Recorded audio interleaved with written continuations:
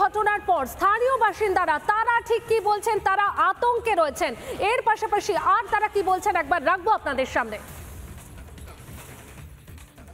তুফান কি এর আগে কোনোদিন দেখেছেন? না। হ্যাঁ দেখেছি, আমাদের গ্রামের ছেলে, আমাদের গ্রামের ভাই, আমরা দেখেছি। কি সমাজ বিরোধী, মানে এই সমস্ত কাজ, বাজে কাজ করতে? না না, আমরা শুনি নাই ওইসব, জানি না। আমার ধারে ঘরে কিরকম আওয়াজ হয়েছে? আমরা শুয়েছিলাম, আমরা বলছি বাজ পড়ছে, মনে হচ্ছে ভেঙে আমাদের উপরে পড়ে গেল ছাদ। বিরাট আওয়াজ হয়েছে। বিরাট আওয়াজ। তুফানকে আমরা এদের বাড়ি যেতে কোনোদিনই দেখিনি। তুফান গ্রামের ছেলে রাস্তা দিয়ে যাওয়া আসা করে, সেটাই দেখেছি, সেটাই জানি। সব মরে যেত, যেদিন বাপ এই কাজটা যেদিন ভরা ভরে রাখতে হতো, তাহলে আমার বাড়ির লোক একটা থাকতো না। ক্ষতি তো হতোই, সে তো সবাই জানছে। বলে কে ক্ষতি করতে চাইছে, কার ক্ষতি করতে চাইছে, তা আমরা কি করে জানবো? আমরা তো ওইটাই জানি, আমরা জানি না, চিনি না, কার নাম করবো বলুন ভাই? আমরা তো কিছুই জানি না। হ্যাঁ শাস্তি চাই, যারা আমাদের এত বড় ক্ষতি করছে তাদের শাস্তি চাই না? হ্যাঁ, আমরা যারা করেছে তাদের শাস্তি দেন তোমরা, আমরা কি করবো? হ্যাঁ। সংখ্যালঘুদের ভোট ব্যাংকের মতো ব্যবহার মমতার। অভিযোগ কেন্দ্রীয় মন্ত্রী সুকান্ত মজুমদারের। সংখ্যালঘুদের আসল শত্রু মমতাই। সংখ্যালঘুদের ভোট ব্যাংকের মতো ব্যবহার মমতার অভিযোগ করছেন কেন্দ্রীয় মন্ত্রী সুকান্ত মজুমদার। সংখ্যালঘুদের আসল শত্রু মমতাই। ঠিক কি অভিযোগ করছেন কেন্দ্রীয় মন্ত্রী সুকান্ত মজুমদার, শোনাবো আপনাদের।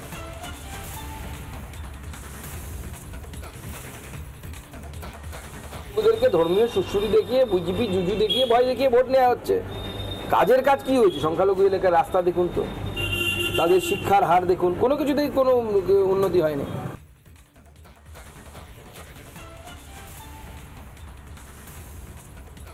সুকান্ত মজুমদার তিনি কিন্তু বলছেন যে সংখ্যালঘুদের ভোট ব্যাংকের মতো ব্যবহার, অর্থাৎ যে ছবি আমরা দেখতে পাই ভোটের বৈতরণী পার করার জন্য সংখ্যালঘুদের তুরুপের তাসের মতন ব্যবহার মমতা ব্যানার্জির। কিন্তু কেন্দ্রীয় মন্ত্রী সুকান্ত মজুমদার তিনি অভিযোগ করছেন যে সংখ্যালঘুদের কি আসল শত্রুই কি মমতা বন্দ্যোপাধ্যায়। তার কারণ হচ্ছে এই অভিযোগ যেমন আমরা দেখতে পাচ্ছি কেন্দ্রীয় মন্ত্রী সুকান্ত মজুমদার করছেন, এরই পাশাপাশি মন্তব্য করছেন কংগ্রেসের সংখ্যালঘু সেলের চেয়ারম্যান শামীম আখতার। তিনি বলছেন বিজেপির ভয় দেখিয়ে সংখ্যালঘুদের বোকা বানিয়েছেন মমতা ব্যানার্জি।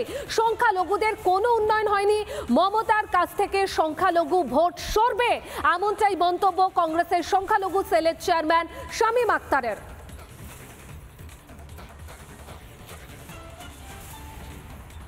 2011 সালের কংগ্রেস সঙ্গে উনি ইলেকশনে গিয়েছিলেন। উনি প্রমিস করেছিলেন কি আমি 10,000 মাদ্রাসাকে রেজিস্ট্রেশন করাবো।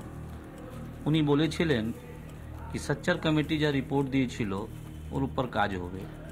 উনি বলেছিলেন ওয়াকফ বোর্ডের যা করপশন হয়েছে, ঘোটালা হয়েছে, উনি সিবিআই ইনকোয়ারি করাবেন। ওয়াকফ কত জায়গা বেআইনিভাবে কাজ হচ্ছে, ওয়াকফের জমিন বিক্রি হয়ে গেল, কোনো সিবিআই ইনকোয়ারি হয়নি, 10,000 মাদ্রাসা রেজিস্ট্রেশন হয়নি। উনি বলেছিলেন যে সচ্চার কমিটির উপর কাজ হবে। উনি কি করেছেন? শুধু মমতা ব্যানার্জি সংখ্যালঘু ভাই বোনকে বোকা বানিয়েছে বিজেপি ভয় দেখিয়ে। কি উন্নয়ন করেছেন? শুধু ঈদের দিন রেড রোডে গিয়ে মাথায় উপর উনি দোপট্টা রেখে নেবেন আর বলবেন আলহামদুলিল্লাহ সুবহানাল্লাহ আর আমিন বললে কি সংখ্যালঘুর উন্নয়ন হবে? মাধ্যম থেকে আমি তৃণমূল থেকে জিজ্ঞেস করছি, মমতা ব্যানার্জি থেকে জিজ্ঞেস করছি। বাংলায় সংখ্যালঘু বুঝে গেছে, এখন মমতা ব্যানার্জির থেকে সংখ্যালঘু সরিয়ে যাবে, আমি আপনাকে গ্যারান্টি দিচ্ছি। আর অন্যদিকে নখোদা মসজিদের ইমাম মোহাম্মদ সাফিক কাশ্মীর তিনি ঠিক কি বলছেন, শোনাবো আপনাদের। আর এই বিষয়ে বিজেপির রাজ্য সভাপতি সৌমিক ভট্টাচার্য এবং বিজেপি নেতা দিলীপ ঘোষ ঠিক কি বলছেন, শোনাবো। কোন রাজনৈতিক পট পরিবর্তনই একমাত্র আমাদের লক্ষ্য নয়। আমাদের একমাত্র লক্ষ্য হচ্ছে অখণ্ড ভারত, একমাত্র লক্ষ্য হচ্ছে যত মত তত পথ, একমাত্র লক্ষ্য হচ্ছে ভারতীয় বহুত্ববাদ। তাকে আপনি হিন্দু শব্দেই বলুন, আর ওই এখন নতুন উঠেছে কি যেন সোশ্যাল মিডিয়ায় চলছে হিন্দুত্ববাদ। হিন্দুত্ববাদ বলে কোথাও কোনো শব্দ নেই, উগ্র হিন্দুত্ব বলে কোথাও কোনো শব্দ নেই। শ্যামাপ্রসাদ এই শব্দের কোনোদিন ব্যবহার করেননি। বিধানচন্দ্র রায়কে মুসলমানের ভোট পেতে গেলে কোনোদিন মাথায় ফেজ টুপি পড়ে কিংবা কোনো তাদের ভোট চাইবার জন্য মুসলমানের গলিতে পৌঁছতে হয়নি।